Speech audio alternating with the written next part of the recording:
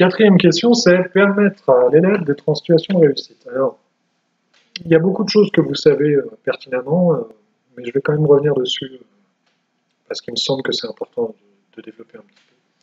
Bon, l'estime de soi, on en a parlé, je vais quand même revenir un tout petit peu, puisque tout ça fait lien. L'estime de soi, c'est une qualité de base pour tout individu. Elle correspond à la valeur que chacun s'accorde à partir de la conscience de ses ressources et de ses manques, de sa capacité à surmonter les obstacles, à rectifier ses erreurs, à trouver des solutions pour agir. C'est un sentiment personnel qui se construit et évolue tout au long de sa vie, à partir de ses expériences propres et à travers le regard de l'autre. Vous voyez qu'il y a deux dimensions. Il y a l'expérience propre et le regard de l'autre. Nous, on peut agir sur, évidemment, l'expérience propre en la rendant, quand je parle d'expérience, c'est évidemment l'expérience scolaire, en la rendant moins douloureuse, et puis en portant un regard valorisant. Donc, pourquoi la question de l'estime de soi se pose à l'école? Elle est nécessaire à la réussite scolaire. Elle permet une autonomie de pensée, la prise de risque, pour se lancer et progresser dans tous les apprentissages. Alors, on va revenir un petit peu sur l'apprentissage, parce que je voudrais que vous compreniez pourquoi c'est si important d'être en réussite scolaire à un moment donné.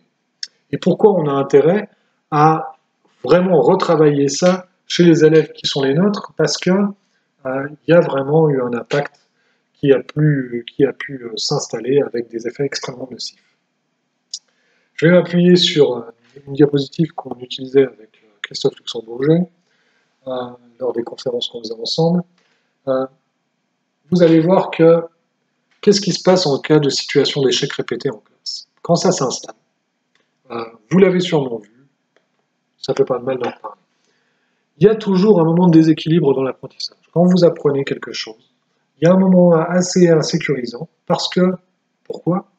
Il y a cette incertitude-là, qui dit que vous allez essayer d'apprendre quelque chose, mais peut-être vous n'allez pas y arriver. Vous avez la possibilité d'être meilleur bientôt, c'est-à-dire d'avoir une nouvelle connaissance, une nouvelle compétence, mais vous avez un risque, celui de ne pas arriver à acquérir ça, et donc d'être incapable sur cette situation-là. Ce qui se passe, c'est que normalement, cette incertitude, elle libère deux types d'hormones différentes, soit la dopamine, soit l'adrénaline. La dopamine, elle va être développée et à partir du plaisir de recherche, par anticipation de la réussite, le côté challenge, le côté défi. Mais vous avez aussi de l'adrénaline et d'une manière générale, toutes les hormones du stress, je pense au cortisol, qui risquent aussi d'arriver si vous avez au fur et à mesure, plutôt qu'un plaisir de recherche, une peur de rater. Et cette angoisse, ce stress-là, ça s'installe de façon très très forte. Au fur et à mesure que ces situations se répètent et que l'échec est souvent l'issue de ce genre de situation d'apprentissage, ce qui se passe, c'est qu'au fur et à mesure, vous n'avez plus de dopamine. Vous avez un circuit qui est installé, vraiment un circuit installé, qui est celui de l'angoisse et du stress, ce qui fait que pour éviter ça, vous allez arriver au renoncement. C'est ce qu'on appelle l'impuissance apprise. C'est-à-dire qu'au fur et à mesure, l'élève intègre le fait qu'il ne peut pas faire. Et pour s'éviter toute cette angoisse, ce stress, il y a un renoncement d'emblée. C'est-à-dire qu'il est moins coûteux pour lui de renoncer, c'est un fusible contre l'angoisse, plutôt que de s'engager dans l'activité. Alors il va vraiment falloir se battre fortement pour permettre à l'élève de s'engager dans une nouvelle expérience qui va, au contraire, effacer ce circuit-là qui est bien installé pour revenir du côté du plaisir. Donc vous voyez, l'enjeu est extrêmement important. Alors c'est pour ça que la valorisation, c'est quelque chose d'essentiel. C'est pas une simple tarte à la crème pour être gentil. Il s'agit de casser ce circuit qui s'est mis en place et qui est extrêmement destructeur. Et pour que vous puissiez mener ça à bien, la qualité des évaluations diagnostiques que vous faites, elle est déterminante. Pourquoi? Parce qu'elle va vous permettre de donner du travail qui corresponde à la zone proximale de développement. Et vraiment, avec les élèves qui ont été en échec répété, il faut être juste au-dessus, voire carrément un petit peu en dessous. C'est-à-dire qu'il faut vraiment leur redonner confiance à travers des travaux qui sont d'emblée faciles pour eux. Mais volontairement, on va le faire. Parce qu'en cas d'échec répété, vous l'avez vu, si ce n'est pas perçu comme facile, c'est perçu comme dangereux. Il n'y a pas de perçu comme challenge. Non, c'est dangereux. Alors, des petits conseils sur les évaluations, mais là plutôt sommatifs pour le coup. Évitez tout ce qui est évaluation. Évitez de poser des questions avec des exercices nouveaux. Ciblez sur une seule notion. Ne sanctionnez pas le soin et l'orthographe. À la limite, si vous voulez vraiment, parce qu'il y a un intérêt à ça, si vous voulez travailler ces questions-là, faites une note de cahier, de tenue de cahier, etc. Mais ne sanctionnez pas ça systématiquement. Et puis enfin, aider à la tâche. Alors aider à la tâche, souvent on parle d'aide comme ça, et on a du mal à trouver quelque chose qui soit de l'ordre d'un répertoire comme ça très très précis. Et moi j'aime bien cette aide à la tâche là que je vais vous montrer, qui a été faite par Préra à la suite des travaux de Brunner. Je l'aime beaucoup parce que elle répertorie tout ce qu'on peut faire en général autour d'un exercice pour aider l'élève à réussir dans la tâche.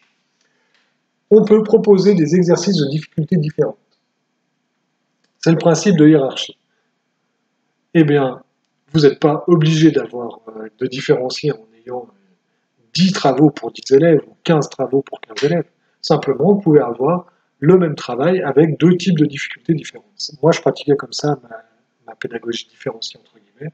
C'est que le plus souvent, j'avais 2 types de tâches à faire, notamment dans les évaluations, pour les élèves. Au quotidien, comme je travaillais plutôt en freinet, j'avais beaucoup plus de situations différentes que ça.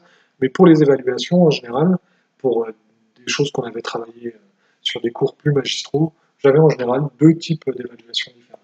Donc il y a toujours la possibilité de proposer des exercices de difficultés différentes. On peut varier les exercices en jouant sur leur longueur et le temps requis pour les réaliser. C'est le principe de variation. Là, on est clairement dans les variables didactiques. 3. On décompose les tâches complexes en une suite ou une série de tâches simples. Principe de segmentation. Il y a ceux pour qui vous donnez le travail à faire sans les étapes et ceux pour qui vous donnez les processus, les petites étapes. Moduler le nombre ou la difficulté des documents et des textes d'accompagnement. Principe de modulation. Pour certains, beaucoup de documents, pour d'autres, moins. Modifier le libellé des consignes et des questions posées. C'est le principe de simplification. Attention, il ne s'agit pas de simplifier l'exercice en lui-même, ça vous auriez pu le faire avant. Là, il s'agit de simplifier par l'intermédiaire de l'énoncé. Est-ce qu'on donne plusieurs fois? Est-ce qu'on répète plusieurs fois? Est-ce qu'on utilise des mots de vocabulaire plus simples? Confirmer, c'est ce que moi j'appelle la validation. Il y a des gamins qui ont besoin de s'appuyer sur le fait que vous validez pour continuer. C'est le principe de guidance. Accepter toutes les solutions proposées. Suspendre l'attitude normative, principe de tolérance. On a des jeunes comme ça, nous souvent, qui préfèrent, qui ne veulent pas trop laisser de traces, hein, c'est l'explication qu'on a le plus souvent, pour comprendre leur façon de faire, et qui utilisent énormément de calcul mental plutôt que de poser des opérations, etc. On accepte. Bien sûr, c'est pas efficace, mais on accepte. Petit à petit, on espère que puisqu'on a accepté ça, ils vont s'engager dans la tâche plutôt que de refuser la tâche, et du coup on maintient le lien avec l'espoir que ça évolue favorablement.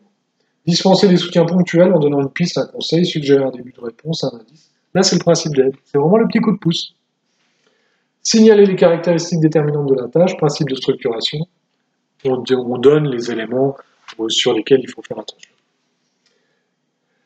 Faire expliciter les différentes phases d'une tâche pour faciliter l'émergence des représentations claires et mobilisatrices, principe d'explication. On retrouve ça aussi, d'ailleurs on retrouve le mot expliciter dans la pédagogie explicite. Hein. C'est vraiment de dire ce qu'on attend, comment on va faire, etc.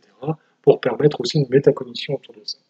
Présenter des modèles des patrons pour induire une posture analogique. Le principe de présentation, c'est le principe du modèle. Et ben, on va faire le même exercice avec un autre modèle, vous reproduirez.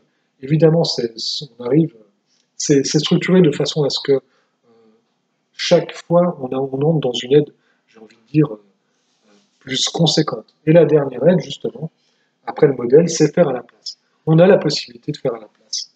Et là, Préra prend le soin de préciser. L'aide à la tâche ne doit être ni prématurée, ni complète, ni systématique. Faire à la place, j'ai envie de dire, c'est aussi ça. Faire à la place, c'est vraiment le degré ultime. Voilà. Vous avez là toutes les aides à la tâche qu'on peut faire et qu'on peut appliquer dans quasiment n'importe lequel exercice ou travail donné aux élèves. Permettre à l'élève d'être en situation de réussite, je vais m'arrêter et je vais terminer là-dessus, sur les intelligences multiples. Vous savez qu'à l'école, on s'intéresse principalement à deux types d'intelligence, l'intelligence linguistique et l'intelligence logico-mathématique. C'est ce qui sont mesurés dans la plupart des tests normalisés, avec une partie de l'intelligence visuo-spatiale là, puisque l'intelligence visuo-spatiale, elle est mesurée en géométrie. Alors, ce qui est intéressant, c'est que Dubé là, nous a fait une jolie illustration, utilise une jolie illustration des intelligences de Gardner, elle en garde 8 sur les 9. La 9e, c'est l'intelligence spirituelle, alors on ne va pas trop en parler, mais elle utilise les 7 plus la 8e, l'intelligence naturaliste, pour dire qu'on n'oublie pas qu'il y a l'intelligence kinesthésique qui existe, l'intelligence visuo-spatiale qu'on utilise dans le dessin par exemple, mais pas seulement, l'intelligence interpersonnelle, l'intelligence intrapersonnelle, l'intelligence musicale et enfin l'intelligence naturaliste.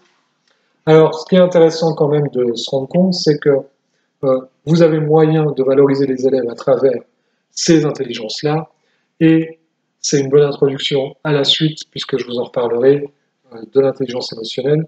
Simplement, j'attire votre attention sur l'intelligence interpersonnelle, c'est-à-dire la capacité à avoir des relations apaisées avec les autres, et l'intelligence intrapersonnelle, qui concerne finalement le connais-toi toi-même, c'est-à-dire la capacité à se connaître et à pouvoir agir sur soi-même d'une certaine manière. Ça, c'est l'intelligence émotionnelle, et je vous le dis déjà, mais c'est extrêmement utile dans la vie professionnelle et dans la vie personnelle.